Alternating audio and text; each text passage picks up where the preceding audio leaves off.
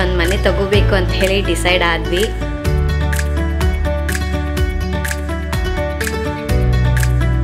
ಅದು ನೋಡೋಕ್ಕೆ 30-40 ಅಂತ ಅನ್ಸೋದೇ ಇಲ್ಲ. ಬಟ್ ನಮಗಂತೂ ಆ ಮನೆ ತುಂಬ ಇಷ್ಟ ಆಗಿದೆ, ಸಮಾಧಾನ ಇದೆ, ಚೆನ್ನಾಗಿದೆ ಅಂತ ಹೇಳ್ಬಿಟ್ಟು.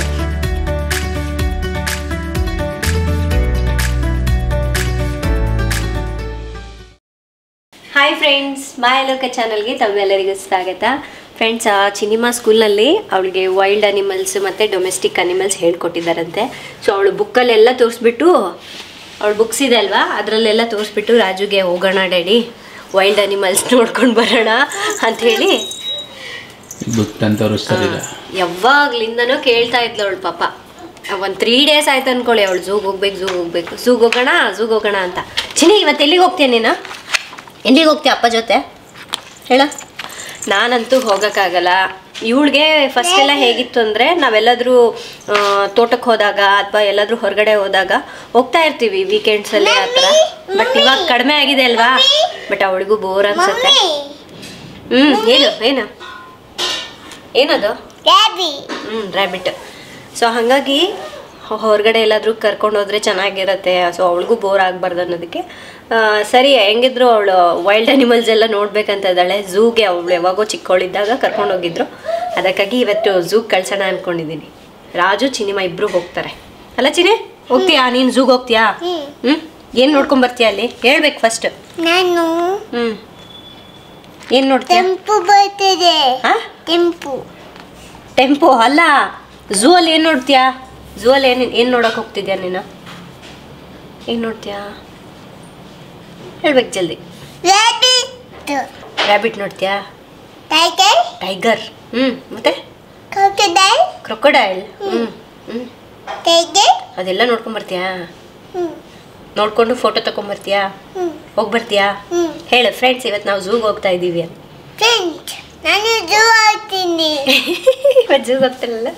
ಝೂನಲ್ಲಿ ಲಯನ್ ಟೈಗರ್ ಕೂಡ ಇದೆ, ನೋಡ್ತೀಯಾ? ಹೆದರ್ಕೊಂಡಂಗಿಲ್ಲ ನೀನು? ಭಯ ಆಗಲ್ಲ? ಭಯ ಆಗಲ್ಲ? ಭಯ ಆಗಲ್ಲ? ಭಯ ಆಗಲ್ಲ? ಆಗಲ್ಲ? ಆಗತ್ತಾ? ಆಗಲ್ಲ? ಭಯ ಆಗಲ್ಲ. ಸ್ಟ್ರಾಂಗರ್ ಅಲ್ಲ ನೀನು? ಸರಿ ಸರಿ, ಇನ್ನು ನಾನು ಅಡುಗೆ ರೆಡಿ ಮಾಡಿಬಿಡ್ತೀನಿ. ಮಧ್ಯಾಹ್ನದ ಮೇಲೆ ಹೋಗ್ತಾರೆ ಇವತ್ತು. ಇನ್ನು ನಮಗೆ ಇವತ್ತು ನಾನು ಪ್ರೌನ್ಸ್ ಕರ್ರಿ ಮತ್ತು ರೈಸ್ ಮಾಡ್ಕೊಂಡಿದ್ದೆ. ಅವಳು ಪ್ರೌನ್ಸ್ ಎಲ್ಲ ತಿನ್ನಲ್ಲ, ಅದಕ್ಕಾಗಿ ಅವಳಿಗೂ ಅಷ್ಟೇ ಸಪ್ರೇಟಾಗಿ ಮಾಡ್ತಾಯಿದ್ದೀನಿ. ಸೊ ಇನ್ನು ಇದು ಕಿಚಡಿಗೆ ಅಂತ ಹೇಳಿಬಿಟ್ಟು ಚಿನಿಮಾಗೆ ಬೆಳಗ್ಗೆನೇ ಅಕ್ಕಿ, ತೊಗರಿಬೇಳೆ ಮತ್ತು ಮಸೂರ್ ದಾಲು, ಹೆಸರು ಬೇಳೆ ಇದಿಷ್ಟು ನೆನೆಸಿಟ್ಟಿದ್ದೆ. ಈಗ ಚೆನ್ನಾಗಿ ನೆಂದಿದೆ. ಇದನ್ನು ಒಗ್ಗರಣೆ ಮಾಡಿಬಿಡ್ತೀನಿ, ಕಿಚಡಿ ಥರ ಮಾಡ್ತೀನಿ. ಅದಕ್ಕೆ ಸ್ವಲ್ಪ ತರಕಾರಿ ಎಲ್ಲ ಹಾಕಿದ್ರೆ ತುಂಬಾ ಚೆನ್ನಾಗಿರುತ್ತೆ. ಕೆಲವು ಮಕ್ಕಳು ತರಕಾರಿ ಅಷ್ಟಾಗಿ ಇಷ್ಟಪಟ್ಟು ತಿನ್ನೋದಿಲ್ಲ. ಚಿನಿಮಾಗೂ ಬೀನ್ಸ್ ಅಂದರೆ ಅಷ್ಟಾಗಿ ಇಷ್ಟ ಆಗೋದಿಲ್ಲ. ಸೊ ಅದಕ್ಕಾಗಿ ನಾನು ಸ್ವಲ್ಪ ಸಣ್ಣಕ್ಕೆ ಬೀನ್ಸು, ಕ್ಯಾರೆಟು, ಈರುಳ್ಳಿ ಇದೆಲ್ಲ ಕಟ್ ಮಾಡಿಬಿಟ್ಟು ಹಾಕ್ತೀನಿ. ನೀವು ಇದಕ್ಕೆ ಬಟಾಣಿ, ಹೂಕೋಸು ಅಥವಾ ಬ್ರೊಕೊಲಿ ಯಾವುದೇ ತರಕಾರಿ ಇದ್ರೂ ಹಾಕ್ಕೋಬಹುದು. ತುಂಬ ಚೆನ್ನಾಗಿರುತ್ತೆ. ಬರೀ ಮಕ್ಕಳಿಗೆ ಅಂತ ಅಲ್ಲ, ದೊಡ್ಡವ್ರು ಕೂಡ ತಿನ್ನಬಹುದು. ತುಂಬ ಚೆನ್ನಾಗಿರುತ್ತೆ ಟೇಸ್ಟು. ಒಬ್ಬೊಬ್ಬ ಹೊರಗಡೆ ಏನು ಬಿಸಿಲಿದೆ ಅಪ್ಪ. ಇಷ್ಟು ದಿವಸ ಚಳಿಗಾಲ ಅಂತ ಇದ್ವಿ, ಚಳಿಗಾಲ ಹೋಯ್ತು, ಈಗ ಬಿಸಿಲಿಗಾಲ ಬಂತು, ಬಿಸಿಲು ಅಂತ ಇದ್ದೀವಿ. ಸೊ ಈ ಬಿಸಿಲಿಗೆ ಏನಾಗ್ಬಿಡುತ್ತೆ ಗೊತ್ತಾ, ಸ್ಕಿನ್ ಎಲ್ಲ ಡ್ರೈ ಆಗಿಬಿಟ್ಟು ಇರಿಟೇಷನ್ ಸ್ಟಾರ್ಟ್ ಆಗಿಬಿಡುತ್ತೆ, ಒಂಥರ ಕಡ್ತಾ ಆಗ್ತಾ ಇರತ್ತಲ್ಲ. ಅದಕ್ಕಾಗಿ ಸ್ಕಿನ್ನ ಚೆನ್ನಾಗಿ ಮಾಯ್ಶ್ಚರೈಸ್ ಮಾಡ್ಕೋಬೇಕು. ನೋಡಿ, ಇದು ಸ್ಕಿನ್ ಮಾಯ್ಶ್ಚರ್ ಲೆವೆಲನ್ನು ಹೇಳುವಂತಹ ಒಂದು ಮಷೀನ್. ಇದು ತೋರಿಸ್ತೀನಿ ನೋಡಿ ನಾನೀಗ. ಸೊ ಈಗ ಆನ್ ಮಾಡಿದ್ದೀನಿ ನಾನು. ಮಾಯ್ಶ್ಚರ್ ಲೆವೆಲ್ ಚೆನ್ನಾಗಿತ್ತು ಅಂದರೆ ಗ್ರೀನ್ ಆಗುತ್ತೆ, ಇಲ್ಲ ಅಂತ ಹೇಳಿದ್ರೆ ರೆಡ್ ಆಗುತ್ತೆ. ಸೊ ನಾನು ಟೆಸ್ಟ್ ಮಾಡ್ಕೊಂಡು ನೋಡ್ತೀನಿ. ಈಗ ನಾವು ರೆಗ್ಯುಲರ್ ಆಗಿ ಬಳಸುವಂತಹ ಸೋಪ್ನಲ್ಲಿ ಸ್ಕಿನ್ನಲ್ಲಿರುವಂತಹ ನ್ಯಾಚುರಲ್ ಆಯಿಲ್ಸನ್ನು ಕೂಡ ತೆಗೆದು ಹಾಕ್ಬಿಡುತ್ತೆ. ಅದಕ್ಕಾಗಿ ಫೇಸ್ ವಾಶ್ ಮಾಡಿದ ನಂತರ ಸ್ಕಿನ್ ಎಲ್ಲ ಒಂಥರ ಡ್ರೈ ಅನಿಸ್ತಾ ಇರುತ್ತೆ. ಕೆಲವು ಜನರಿಗೆ ಟೋನರ್ ಹಚ್ಕೊಳ್ಳಿಕ್ಕೆ, ಮಾಯ್ಶ್ಚರೈಸರ್ ಹಚ್ಕೊಳ್ಳಿಕ್ಕೆ ಅಷ್ಟೊಂದು ಟೈಮ್ ಇರೋದಿಲ್ಲ. ನನಗೆ ಕಾಮೆಂಟ್ಸ್ ಮಾಡಿ ಕೇಳ್ತಾ ಇರ್ತಾರೆ ಅಷ್ಟೊಂದೆಲ್ಲ ಹಚ್ಕೋಬೇಕಾ ಅಂತ ಹೇಳ್ಬಿಟ್ಟು. ಅದಕ್ಕಾಗಿ ಮಾರ್ಕೆಟ್ನಲ್ಲಿ ಒಂದು ಈಸಿ ಸೊಲ್ಯೂಷನ್ ಬಂದಿದೆ. ಅದು ಯಾವುದು ಅಂದರೆ ಮಾಯ್ಶ್ಚರೈಸಿಂಗ್ ಸೋಪ್. ಈ ಸೋಪ್ ಬಂದ್ಬಿಟ್ಟು ಕ್ಲೀನ್ ಮಾಡುತ್ತೆ, ಜೊತೆಗೆ ಸ್ಕಿನ್ನ ಮಾಯ್ಶ್ಚರೈಸ್ ಕೂಡ ಮಾಡುತ್ತೆ. ಇನ್ನು ಇದನ್ನ ಯೂಸ್ ಮಾಡಿದ್ರೆ ಲೋಷನ್ ಕೂಡ ಹಚ್ಚಿದ ಹಾಗೇನೆ. ಅದು ಯಾವುದು ಅಂದರೆ ಮಮಾ ಅರ್ತ್ ಅವರ ಮಾಯ್ಶ್ಚರೈಸಿಂಗ್ ಲೋಷನ್ ಸೋಪ್ಸ್. ಇದರಲ್ಲಿ ವಿಟಮಿನ್ ಸಿ ಇರುತ್ತೆ, ನಿಮ್ಮ ಚರ್ಮಕ್ಕೆ ಒಳ್ಳೆ ಗ್ಲೋ ಕೂಡ ಕೊಡುತ್ತೆ. ಇದನ್ನ ನೀವು ಬಾಡಿಗೆ ಮತ್ತೆ ಫೇಸ್ಗೂ ಕೂಡ ಬಳಸಬಹುದು. ನೀರು ಹಾಕಿದ ಕೂಡಲೇ ತುಂಬ ಈಸಿಯಾಗಿ ವಾಶ್ ಆಗುತ್ತೆ. ಎವ್ರಿ ಡೇ ಬ್ಯುಸಿ ಲೈಫ್ನಲ್ಲಿ ನಮ್ಮ ಚರ್ಮದ ಆರೋಗ್ಯವನ್ನು ಕಾಪಾಡಿಕೊಳ್ಳಲಿಕ್ಕೆ ಇದು ಒಂದು ಪರ್ಫೆಕ್ಟ್ ಸೋಪ್ ಅಂತ ಹೇಳಬಹುದು. ಇದು ಚರ್ಮವನ್ನು ಚೆನ್ನಾಗಿ ಕ್ಲೀನ್ ಮಾಡುವುದಲ್ಲದೆ ಒಳ್ಳೆ ಮಾಯ್ಶ್ಚರ್ ಕೊಡುತ್ತೆ. ನೋಡಿ ಈಗ ತಾನೇ ಫೇಸ್ ವಾಶ್ ಮಾಡ್ಕೊಂಡು ಬಂದೆ. ನೋಡಿ ಸ್ಕಿನ್ ಯಾವ ರೀತಿ ಆಗಿದೆ ಅಂತ. ಹಾಗಂತ ಹೇಳಿಬಿಟ್ಟು ಮಾಯ್ಶ್ಚರೈಸರನ್ನು ಹಚ್ಕೊಳ್ಳೋದೇ ಬಿಟ್ಬಿಡಬೇಕು ಅಂತ ಅಲ್ಲ. ಸೊ ಅದನ್ನು ಕೂಡ ಹಚ್ಕೊಂಡ್ರೆ ಇನ್ನೂ ಚೆನ್ನಾಗಿರುತ್ತೆ ಸ್ಕಿನ್. ಇನ್ನೊಂದ್ಸಲ ಟೆಸ್ಟ್ ಮಾಡೋಣ ಮಾಯ್ಶ್ಚರ್ ಲೆವೆಲ್ ಹೇಗಿದೆ ಅಂತ. ನೋಡಿ ಮೊದಲಿಗೂ ಇವಾಗೂ ಸ್ಕಿನ್ ಎಷ್ಟು ಡಿಫ್ರೆನ್ಸ್ ಇದೆ ಅಂತ. ಈಗ ಫುಲ್ಲಿ ಮಾಯ್ಶ್ಚರೈಸ್ಡ್ ಆಗಿದೆ. ನಾನೀಗ ವಿಟಮಿನ್ ಸಿ ಮಾಯ್ಶ್ಚರೈಸಿಂಗ್ ಲೋಷನ್ ಸೋಪನ್ನು ಬಳಸಿದ್ದೀನಿ. ನಿಮಗೆ ಬೇಕು ಅಂದರೆ ಇದರಲ್ಲೇ ಉಪ್ಟನ್ ಕೂಡ ಸಿಗುತ್ತೆ, ಯಾವುದಾದ್ರೂ ಬಳಸ್ಬೋದು. ಫ್ರೆಂಡ್ಸ್, ನಿಮಗೂ ಕೂಡ ಈ ಪ್ರಾಡಕ್ಟ್ಸ್ ಬೇಕು ಅಂದರೆ ನಾನು ಕೆಳಗಡೆ ಡಿಸ್ಕ್ರಿಪ್ಷನಲ್ಲಿ ಲಿಂಕ್ ಕೊಟ್ಟಿರ್ತೀನಿ. ನಿಮಗೆ ಅಮೆಝಾನ್, ಫ್ಲಿಪ್ಕಾರ್ಟ್ ಮತ್ತು ನೈಕಾನಲ್ಲಿ ಕೂಡ ಸಿಗುತ್ತೆ. ಹಾಗೆ ಮಮಾ ಅರ್ತ್ ಅವರ ವೆಬ್ಸೈಟ್ ಅಥವಾ ಆ್ಯಪ್ನಲ್ಲಿ ಬೈ ಮಾಡೋದಾಯಿತು ಅಂದರೆ ಇಲ್ಲಿ ಕಾಣಿಸ್ತಾ ಇದೆಯಲ್ವಾ, ಮಾಯಾ 2024 ಅನ್ನೋ ಕೋಡ್ನ ಯೂಸ್ ಮಾಡಿದ್ರೆ ಎಕ್ಸ್ಟ್ರಾ 20% ಡಿಸ್ಕೌಂಟ್ ಕೂಡ ಸಿಗುತ್ತೆ. ಸೊ ಬೇಕು ಅಂದರೆ ನೀವು ಆ ಲಿಂಕ್ ಮೂಲಕ ಹೋಗಿ ಪರ್ಚೇಸ್ ಮಾಡ್ಕೋಬೋದು. ಫ್ರೆಂಡ್ಸ್, ನನಗೆ ಮಮಾ ಅರ್ತ್ ಅವ್ರದ್ದು ಇನ್ನೊಂದು ಇಷ್ಟ ಆಗಿದೆ ಏನು ಗೊತ್ತಾ, 2025 ಒಳಗಡೆ 1 ಮಿಲಿಯನ್ ಗಿಡಗಳನ್ನು ನೆಡಬೇಕು ಅಂತ ಹೇಳಿ ಪ್ಲಾನ್ ಮಾಡಿದ್ದಾರೆ. ನೀವು ಬೈ ಮಾಡುವಂಥ ಪ್ರತಿ ಆರ್ಡರನ್ನು ಅವರು ನೆಡುವಂಥ ಗಿಡಕ್ಕೆ ಲಿಂಕ್ ಮಾಡ್ತಾರೆ. ಫ್ರೆಂಡ್ಸ್, ಫೈನಲ್ ಆಗಿ ನಾವು ಈಗ ನೋಡ್ಕೊಂಡು ಬಂದಿದ್ವಲ್ವ, ಅದರಲ್ಲಿ ಒಂದು ಮನೆ ತಗೋಬೇಕು ಅಂತ ಹೇಳಿ ಡಿಸೈಡ್ ಆದ್ವಿ. ಯಾಕೆ ಅಂದರೆ ಅದು ನಮಗೆ ಎಲ್ಲ ರೀತಿಯಾಗಿ ಅನುಕೂಲವಾಗಿತ್ತು. ಸರಿ, ಆ ಮನೆಯೇ ಡಿಸೈಡ್ ಮಾಡಿಬಿಡೋದ, ಫೈನಲ್ ಮಾಡಿಬಿಡೋದ ಅಂಥೇಳಿ ನಾನು ರಾಜು ಅಂದ್ಕೊಂಡಿದ್ದೀವಿ. ಸೊ ತಮಗೂ ಇರುತ್ತೆ ಯಾವ ಮನೆ ಅಂತ ಹೇಳ್ಬಿಟ್ಟು ಟೆನ್ಷನ್ ತಮಗೂ ಇರುತ್ತೆ. ಅದಕ್ಕಾಗಿ ಫಸ್ಟು ಮನೆ ಯಾವುದು ಅಂತ ಹೇಳಿ ನೋಡ್ಕೊಂಡು ಬನ್ನಿ, ಸರಿನಾ? ಆಮೇಲೆ ಆ ಮನೆ ಯಾಕೆ ಇಷ್ಟ ಆಯಿತು, ಏನಕ್ಕೆ ಆ ಮನೆಯೇ ತಗೋತಾ ಇದ್ದೀವಿ ಅನ್ನೋದನ್ನು ನಿಮಗೆ ಹೇಳ್ತೀನಿ. ಫ್ರೆಂಡ್ಸ್, ನಾವು ಫಸ್ಟಿಗೆ ನೋಡ್ಕೊಂಡು ಬಂದಿದ್ವಲ್ವ ಆ ಮನೆ ಇದು. ಈ ಮನೆ ಯಾಕೆ ಇಷ್ಟ ಆಯಿತು ಅಂದರೆ ನಮ್ಮ ಸೈಟ್ ಹತ್ತಿರದಲ್ಲೇ ಇದೆ ಈ ಮನೆ, ಜೊತೆಗೆ ಕಾರ್ನರಲ್ಲಿದೆ ಈ ಮನೆ. ಹಾಗಾಗಿ ನಮಗೆ ತುಂಬ ಇಷ್ಟ ಆಯಿತು. ಮನೆ ಒಳಗೆ ಎಂಟ್ರ್ ಆಗ್ತಿದ್ದ ಹಾಗೆ ಇದು ದೊಡ್ಡ ಹಾಲ್ ಇದೆ. ಹಾಲ್ ಪಕ್ಕದಲ್ಲೇ ಇದು ಕಿಚನ್ನು. ಇದರ ಸಿವಿಲ್ ವರ್ಕ್ ಆಲ್ಮೋಸ್ಟ್ ಮುಗಿಸಿದ್ದಾರೆ. ಈಗ ಫಾಲ್ ಸೀಲಿಂಗ್ ಮಾಡ್ತಾ ಇದ್ದಾರೆ ನೋಡಿ. ಈ ರೀತಿ ಕಿಚನ್ಗೆ ಮತ್ತು ಹಾಲ್ಗೆ ಸ್ವಲ್ಪ ಮಟ್ಟಿಗೆ ಮಾಡಿದ್ದಾರೆ. ಸೊ ಇನ್ನೂ ಕಂಪ್ಲೀಟ್ ಆಗಿಲ್ಲ. ನಾನು ನಿಮಗೆ ಮೊದಲೇ ಹೇಳ್ದ ಹಾಗೆ ಕಿಚನ್ ಸ್ವಲ್ಪ ದೊಡ್ಡದಿರೋವಂಥದ್ದೇ ನೋಡಿ ತಗೋಬೇಕು ಅಂತ ಹೇಳಿದ್ನಲ್ವ.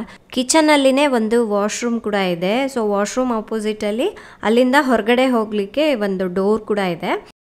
ಇನ್ನು ಗ್ರೌಂಡ್ ಫ್ಲೋರ್ನಲ್ಲಿ ಒಂದು ಬೆಡ್ರೂಮ್ ಕೂಡ ಇದೆ. ಸೊ ಈಗ ಫಸ್ಟ್ ಫ್ಲೋರ್ಗೆ ಹೋದರೆ ಇದು ಲಾಂಜ್ ಏರಿಯಾ ಈ ರೀತಿಯಾಗಿದೆ. ಇದು ನೋಡೋದೇ ನಿಮಗೂ ಕ್ಲಿಯರಾಗಿ ಅರ್ಥ ಆಗದೆ ಇರ್ಬೋದು, ಏಕೆಂದರೆ ವರ್ಕ್ ಅಷ್ಟಾಗಿ ಕಂಪ್ಲೀಟ್ ಆಗಲಿಲ್ಲ. ಎಲ್ಲ ಎಲ್ಲಿ ಬರುತ್ತೆ ಏನಿಲ್ಲ ಅದೆಲ್ಲ ಕ್ಲಿಯರಾಗಿ ಗೊತ್ತಾಗೋದಿಲ್ಲ. ಕಂಪ್ಲೀಟ್ ಆದಮೇಲೆ ಒಂದು ಐಡಿಯಾ ಅನ್ನೋದು ಬರುತ್ತಲ್ವ.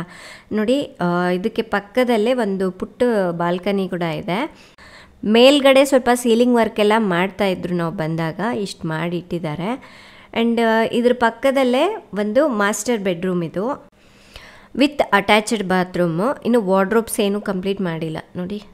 ಇನ್ನು ಇದು ಪಕ್ಕದ ರೂಮು. ಇದು ಬಂದ್ಬಿಟ್ಟು ಉದ್ದ ಇದೆ, ಅದಕ್ಕಾಗಿ ಆಫೀಸ್ ಮಾಡಿದ್ರೆ ಚೆನ್ನಾಗಿರುತ್ತೆ ಅನ್ನೋದು ಒಂದು ಐಡಿಯಾ ಬಂತು. ಈ ರೂಮ್ಗೆ ಅಟ್ಯಾಚ್ ಆಗಿಬಿಟ್ಟು ಒಂದು ದೊಡ್ಡ ಬಾಲ್ಕನಿ ಇದೆ.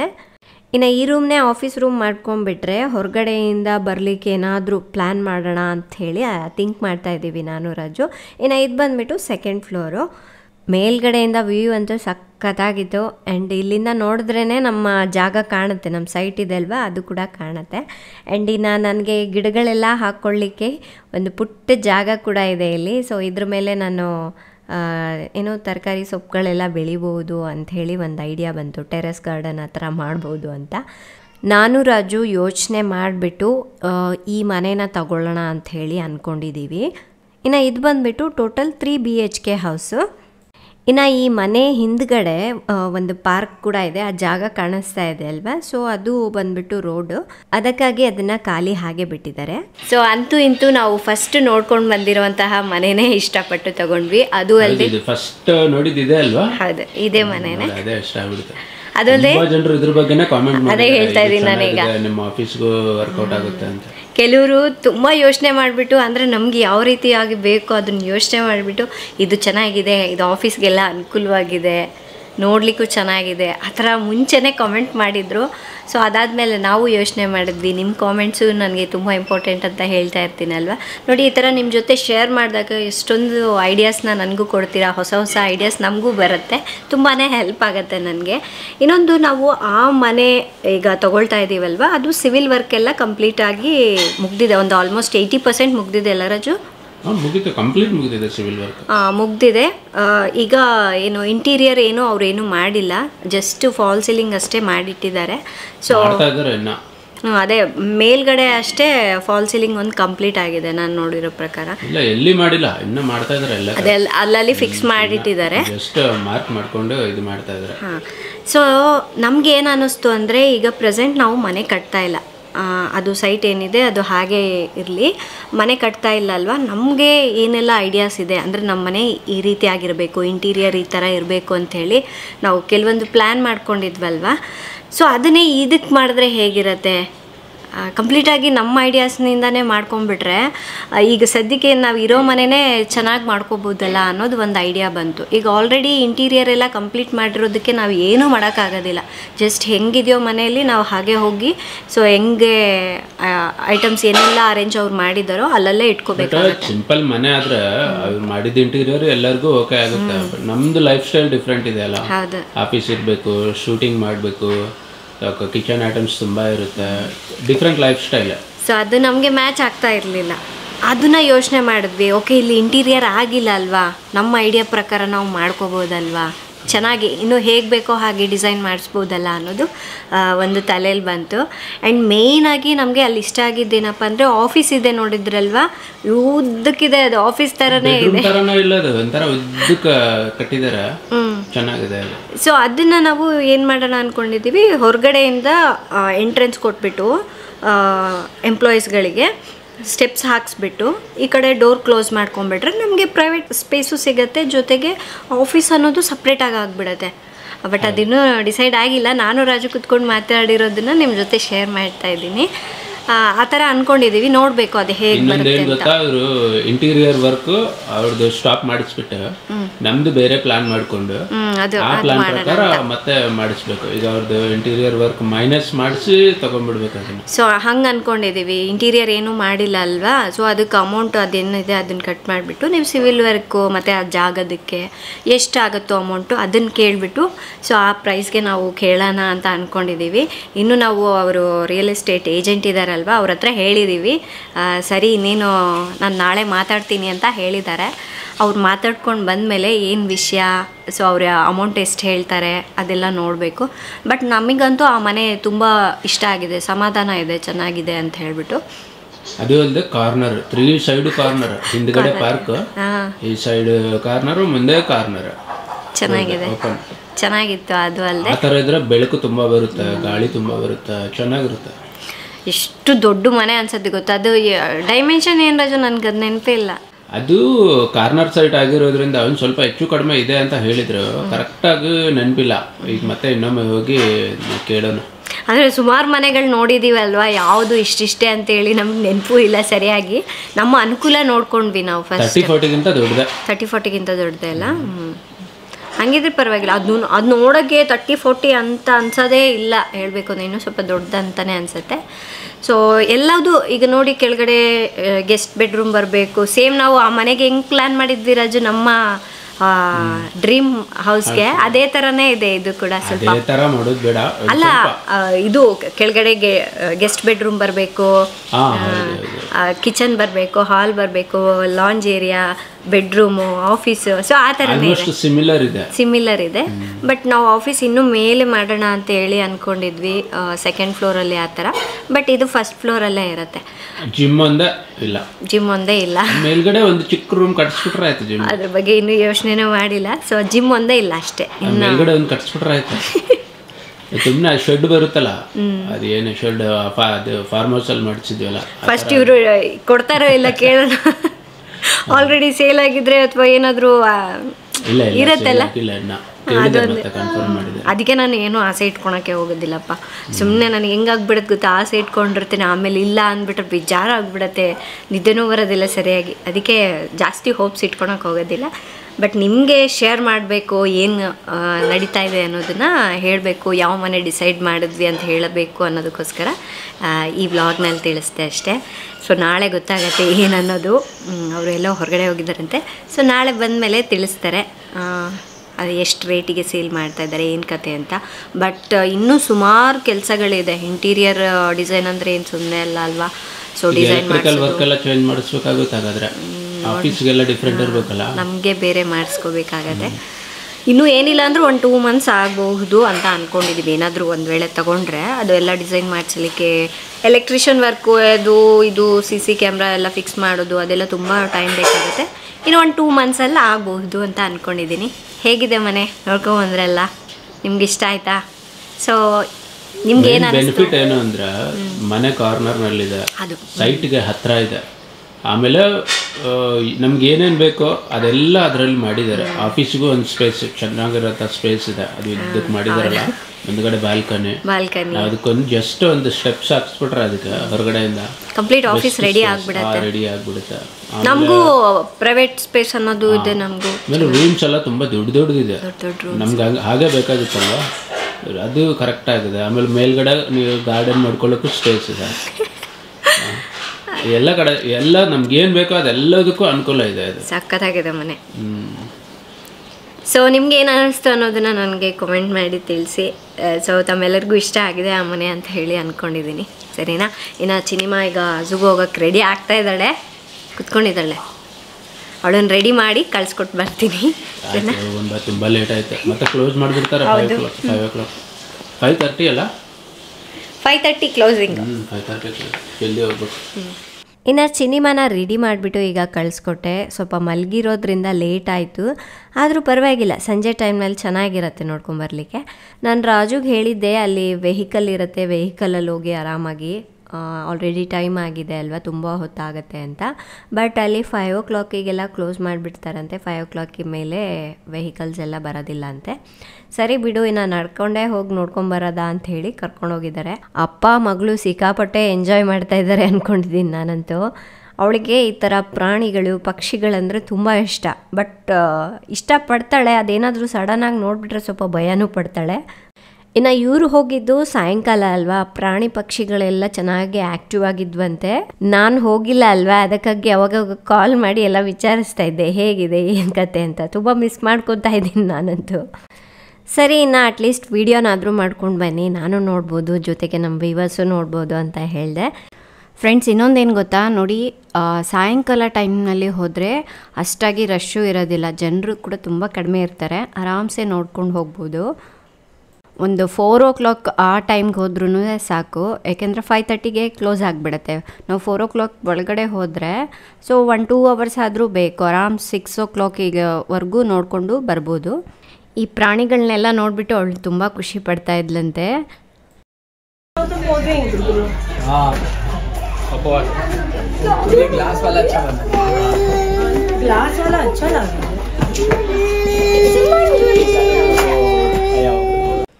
ನಾವು ಝೂಗೆ ಹೋಗಿ ಸುಮಾರು 1.5 ವರ್ಷ ಮೇಲೇನೇ ಆಯಿತು. ಸೊ ಇವಾಗ ಇನ್ನೂ ಹೊಸ ಹೊಸ ಪ್ರಾಣಿಗಳೆಲ್ಲ ಇತ್ತು, ತುಂಬ ಚೆನ್ನಾಗಿತ್ತು ನೋಡಲಿಕ್ಕೆ ಅಂತ ಹೇಳ್ತಾಯಿದ್ರು. ಇನ್ನು ಈ ಲಯನ್, ಚೀತಾ ಇಂಥದ್ದೆಲ್ಲ ನೋಡೋಕೆ ಅಷ್ಟಾಗಿ ಇಷ್ಟಪಡಲಿಲ್ಲ ಅಂತೆ, ಸ್ವಲ್ಪ ಭಯ ಪಡ್ತಾ ಇದ್ಲು ಅಂತೆ. ಸೊ ಅವಳಿಗೆ ನವಿಲ್ ನೋಡಬೇಕು ಅಂತ ಹೇಳಿ ತುಂಬ ಆಸೆ ಆಗಿತ್ತಂತೆ. ಸರಿ, ಇನ್ನು ಇವೆಲ್ಲ ನೋಡ್ಕೊಂಡು ಹೋಗೋಣ, ಸೊ ಮುಂದೆ ಸಿಗತ್ತೆ ಅಲ್ಲಿ ನೋಡೋಣ ಅಂತ ಹೇಳಿ ಒಂದೊಂದೇ ಪ್ರಾಣಿಗಳನ್ನ ತೋರಿಸ್ಕೊಳ್ತಾ ಕರ್ಕೊಂಡು ಹೋದ್ರಂತೆ. ಇದೆಲ್ಲ ನೋಡಿದೆ ನನಗೂ ಅನಿಸುತ್ತೆ, ಸೊ ಮಗು ಆದಮೇಲೆ ಪಾಪ ಅವಳನ್ನ ಎಲ್ಲೂ ಹೊರಗಡೆ ಕರ್ಕೊಂಡು ಹೋಗಿಲ್ಲ. ಕೆಲವೊಂದು ಸಲ ನಾವು ಮರೆತು ಬಿಡ್ತೀವಲ್ವ 2ನೇ ಮಗು ಬರೋದೆ, ಅಥವಾ ನಾವೇನೋ ಬ್ಯುಸಿ ಟೈಮ್ನಲ್ಲಿ ಇದ್ವಿ ಅಂದ್ಕೊಳ್ಳಿ, ಮಕ್ಕಳನ್ನ ಅಷ್ಟಾಗಿ ಗಮನಿಸಿಲ್ಲ ಅಂದರೆ ಅವ್ರು ಏನು ಮಿಸ್ ಮಾಡ್ಕೋತಾ ಇದ್ದಾರೆ, ಏನಿಲ್ಲ ಅನ್ನೋದೇ ಗೊತ್ತಾಗೋದಿಲ್ಲ. ಸೊ ಅದಕ್ಕಾಗಿ ಅವಾಗವಾಗ ನಾವು ಈ ಥರ ಮಕ್ಕಳಿಗೂ ಟೈಮ್ ಕೊಡೋದ್ರಿಂದ ಸೊ ಅವರು ಖುಷಿಯಾಗಿರ್ತಾರೆ, ಲೋನ್ಲಿಯಾಗಿ ಫೀಲ್ ಆಗೋದಿಲ್ಲ. ನಾನು ರಾಜು ಅದನ್ನು ಬೇಗ ಗಮನಿಸ್ಕೊಳ್ತೀವಿ, ಏಕೆಂದರೆ ಅವಳು ಸ್ವಲ್ಪ ಏನಾದರೂ ಅವಳು ಹೇಳಿರ್ತಾಳೆ, ಅವಳಿಗೆ ಇಷ್ಟಪಟ್ಟಿರೋದೇನಾದರೂ ಕೇಳಿರ್ತಾಳಲ್ವ, ಅದನ್ನು ಕೇಳ್ತಾನೆ ಇರ್ತಾಳೆ, ಅವಾಗವಾಗ ಅವಳಿಗೆ ನೆನಪಾದಾಗೆಲ್ಲ ಕೇಳ್ತಾ ಇರ್ತಾಳೆ. ನಾವು ಇವತ್ತಲ್ಲ ಅಂದರೂ ಅದನ್ನು ನಾಳೆ ಗಮನಿಸ್ತೀವಿ, ಒಂದು ಸ್ವಲ್ಪ ಟೈಮ್ ಕೊಟ್ಟಾದರೂ ಗಮನಿಸಿರ್ತೀವಲ್ವ. ಸೊ ಅದನ್ನು ನಾವು ಅವಳಿಗೆ ತಂದು ಕೊಡೋದು, ಅಥವಾ ಅವಳು ಯಾವುದಾದ್ರೂ ಜಾಗ ಕೇಳಿದ್ರೆ ಇಷ್ಟಪಟ್ಟು ಅಲ್ಲಿ ಕರ್ಕೊಂಡು ಹೋಗೋದು, ಆ ಥರ ರಾಜು ಮಾಡ್ತಾರೆ. ಇನ್ನು ಈ ಝೂನಲ್ಲಿ ಕೂಡ ಕೆಲವೊಬ್ರು ವ್ಯೂವರ್ಸ್ ಸಿಕ್ಕಿದ್ರಂತೆ, ಬಂದು ಮಾತಾಡ್ಸಿದ್ರು ಅಂತ ಹೇಳಿದ್ರು ರಾಜು. ಫ್ರೆಂಡ್ಸ್, ಇನ್ನು ಈ ವಿಡಿಯೋ ನೋಡಿಬಿಟ್ಟು ನೀವು ನಿಮ್ಮ ಫ್ಯಾಮಿಲಿ ಮೆಂಬರ್ಸ್ ಎಲ್ಲರೂ ಎಂಜಾಯ್ ಮಾಡ್ತಾ ಇದ್ದೀರಾ ಅಂದ್ಕೊಳ್ತೀನಿ. ಪಾಪು ಸ್ವಲ್ಪ ದೊಡ್ಡವನಾದಮೇಲೆ ಸೊ ಅವನನ್ನ ಕೂಡ ಕರ್ಕೊಂಡು ಹೋಗ್ತೀವಿ ಆ ಟೈಮ್ನಲ್ಲಿ. ಏನು ಸಿನಿಮಾ ಅದು?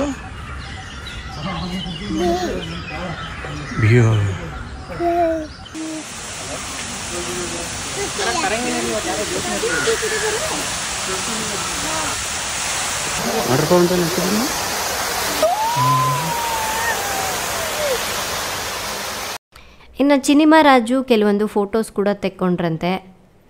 ರಾಜುನು ತುಂಬ ಎಂಜಾಯ್ ಮಾಡ್ತಾಯಿದ್ದಾರೆ. ಸೊ ಹೇಳ್ತಾಯಿದ್ರು, ನಾನು ಚಿನಿಮಾ ಆವಾಗವಾಗ ಹೊರಗಡೆ ಹೋಗ್ತೀವಿ, ಚೆನ್ನಾಗಿದೆ ಅವಳ ಜೊತೆ ಹೋಗಲಿಕ್ಕೆ, ತುಂಬ ಎಂಜಾಯ್ ಮಾಡ್ತಾಳೆ, ಜೊತೆಗೆ ತುಂಬ ಖುಷಿಯಾಗಿರ್ತಾಳೆ, ಅದೆಲ್ಲ ನೋಡೋಕ್ಕೆ ನನಗೆ ತುಂಬ ಚೆನ್ನಾಗಿ ಅನ್ನಿಸ್ತು ಅಂತ ಹೇಳ್ತಾಯಿದ್ರು. ನಾನೇನಂದರೆ ಸ್ವಲ್ಪ ಎಕ್ಸ್ಟ್ರಾ ಕೇರಿಂಗ್ ಮಾಡ್ತೀನಿ ಅಂದ್ಕೊಳ್ತೀನಿ. ಅಂದರೆ ಅವಳು ಎಲ್ಲಾದರೂ ಬಿದ್ದುಬಿಡ್ತಾಳೆ, ಎಲ್ಲಾದರೂ ಹೋಗಿಬಿಡ್ತಾಳೆ, ಗೊತ್ತಾಗೋದಿಲ್ಲ ಅಲ್ವ ಮಕ್ಕಳಿಗೆ ಅಂಥೇಳಿ ಅವರಿಬ್ಬರನ್ನೇ ನಾನು ಕಳಿಸೋದಿಲ್ಲ, ಸ್ವಲ್ಪ ಕಮ್ಮಿನೇ ಕಳಿಸೋದು. ಅವ್ರು ಅದೇ ಹೇಳ್ತಾಯಿದ್ರು, ಇನ್ಮೇಲೆ ನಾನು ಚಿನಿಮಾ ಹೋಗಿ ಬರ್ತೀವಿ, ಸ್ವಲ್ಪ ದಿವಸ ನೀನು ರೆಸ್ಟ್ ಮಾಡು ಮನೆಯಲ್ಲಿ, ನಾವು ಆರಾಮ್ಸೆ ಎಲ್ಲ ಕಡೆ ತಿರುಗಿ ಬರ್ತೀವಿ ಅಂತ ಹೇಳ್ತಾಯಿದ್ರು. ಯಾವತ್ತಿದ್ರೂ ಅಪ್ಪ ಮಗಳು ಮಾತ್ರ ಒಂದೇ ಅಲ್ವಾ, ನಾವು ಎಷ್ಟೇ ಮುದ್ದು ಮಾಡಿದ್ರು, ಎಷ್ಟೇ ತಿನ್ಸಿದ್ರು, ಏನೇ ತಂದುಕೊಟ್ರು. ಸೊ ಹೆಣ್ಮಕ್ಳು ಅಪ್ಪನ ಹತ್ರನೇ ತುಂಬ ಅಟ್ಯಾಚಡ್ ಆಗಿರ್ತಾರೆ. ಇನ್ನು ನಾನು ಇದೆಲ್ಲ ನೋಡೋದೇ ತುಂಬ ಖುಷಿ ಆಯಿತು. ಎಷ್ಟು ಆ್ಯಕ್ಟಿವ್ ಆಗಿದೆ ನೋಡಿ. ನಾವು ಮಧ್ಯಾಹ್ನ ಟೈಮ್ನಲ್ಲಿ ಆ ಟೈಮ್ನಲ್ಲಿ ಹೋಗ್ತಾಯಿದ್ವಿ, ಎಲ್ಲದೂ ಮಲ್ಕೊಂಡಿರೋದು ಅಥವಾ ಕುತ್ಕೊಂಡಿರೋದು ಆ ಥರ ಇರ್ತಾಯಿತ್ತು. ಆನೆಗಳೆಲ್ಲ ಎಷ್ಟು ಚೆನ್ನಾಗಿ ಆಟಾಡ್ತಾ ಇದೆ, ಕೆಲವೊಂದು ಪಕ್ಷಿಗಳೆಲ್ಲ ಎಷ್ಟು ಚೆನ್ನಾಗಿ ಆಟಾಡೋವಂಥದ್ದು, ಅದೆಲ್ಲ ನೋಡಿ ತುಂಬ ಖುಷಿ ಅನ್ನಿಸ್ತು ನನಗೆ. ಸೊ ಇನ್ನು ಝೂ ಎಲ್ಲ ನೋಡ್ಕೊಂಡು ಬರೋದೆ ಅವಳಿಗೂ ಸುಸ್ತಾಯ್ತಂತೆ. ಇನ್ನು ರಾಜು ಎತ್ಕೊಂಡು ಕರ್ಕೊಂಬಂದ್ರಂತೆ.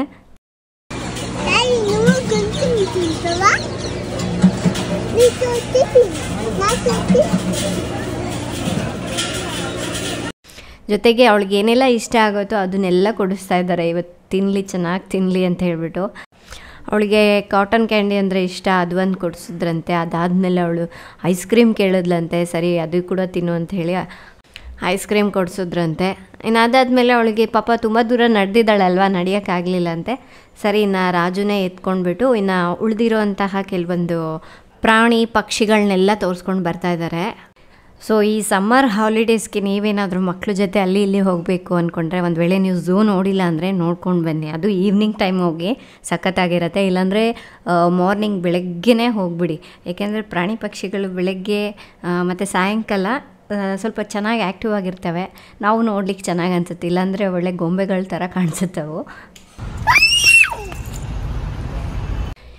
ಲಾಸ್ಟಿಗೆ ಜಿರಾಫೆಗಳನ್ನ ನೋಡ್ಕೊಂಡ್ಬಿಟ್ಟು ಮನೆಗೆ ಹೊರಡೋಣ ಅಂತ ಅಂದ್ಕೊಂಡ್ರು. ಯಾಕೆಂದರೆ ಆಲ್ರೆಡಿ ಕತ್ಲು ಬೇರೆ ಆಗಕ್ಕೆ ಬಂದಿದೆ ಅಲ್ವಾ. ಹಾಗಿದ್ರೆ ನಾನು ಕೂಡ ಈ ವ್ಲಾಗ್ನ ಇಲ್ಲೇ ಎಂಡ್ ಮಾಡೋಣ ಅಂದ್ಕೊಂಡಿದ್ದೀನಿ. ಸೊ ಹೇಗೆ ಅನ್ನಿಸ್ತು ಈ ವ್ಲಾಗ್, ತಾವೆಲ್ಲರೂ ಈ ವ್ಲಾಗ್ ನೋಡಿ ಎಂಜಾಯ್ ಮಾಡಿದ್ದೀರಾ ಅಂದ್ಕೊಳ್ತಾ ಇದ್ದೀನಿ. ಹಾಗೆ ಮನೆ ಬಗ್ಗೆ ಆಗಿರಬಹುದು. ಸೊ ನೀವು ಮನೆ ನೋಡಿ ನಿಮ್ಗೆ ಏನು ಅನ್ನಿಸ್ತು ಅನ್ನೋದನ್ನು ಕೂಡ ಕಮೆಂಟ್ ಮಾಡಿ ತಿಳಿಸಿ. ಫ್ರೆಂಡ್ಸ್, ಇವತ್ತಿನ ವಿಡಿಯೋ ತಮ್ಮೆಲ್ಲರಿಗೂ ಇಷ್ಟ ಆಗಿದೆ ಅಂದ್ಕೊಳ್ತಾ ಇದ್ದೀನಿ. ಇಷ್ಟ ಆದರೆ ಪ್ಲೀಸ್ ಲೈಕ್ ಮಾಡಿ, ಶೇರ್ ಮಾಡಿ. ನಾಳೆ ಇನ್ನೊಂದು ಹೊಸ ವಿಡಿಯೋದೊಂದಿಗೆ ಮತ್ತೆ ಸಿಗ್ತೀನಿ. ಅಲ್ಲಿವರೆಗೂ ಟೇಕ್ ಕೇರ್, ಬಾಯ್.